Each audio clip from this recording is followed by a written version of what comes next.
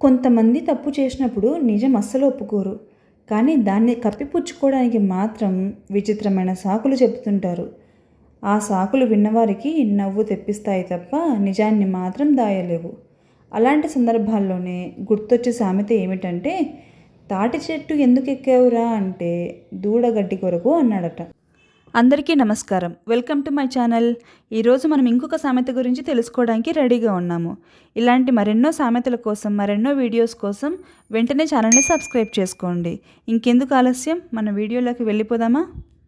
ఒకరోజు గ్రామంలో ఉన్న మామిడి తోటలో అర్ధరాత్రి వేళ రాములు నెమ్మదిగా గోడ ఎక్కి లోపలికి వెళ్తున్నాడు. అదే సమయంలో తోట యజమాని అతన్ని చూసి, రాములు, ఈ రాత్రి వేళ తోట గోడ ఎందుకు దూకుతున్నావు అని అడిగాడు.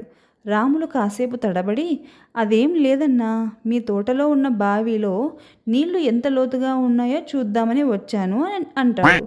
వెంటనే యజమాని నవ్వి, బావి లోతు చూడాలంటే బావి దగ్గరకు కదా పోవాల్సింది, మరి నువ్వు మామిడి చెట్టు దగ్గరికి ఎందుకు వచ్చావురా అని అడిగాడు. అప్పుడు రాములు సమాధానం చెప్పలేక తల దించుకున్నాడు.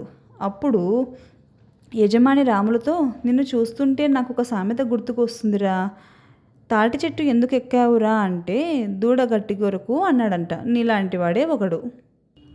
మరి మీ జీవితంలో ఇలాంటి సందర్భం ఎప్పుడైనా ఎదురైందా? ఒక్కసారి గుర్తు తెచ్చుకోండి.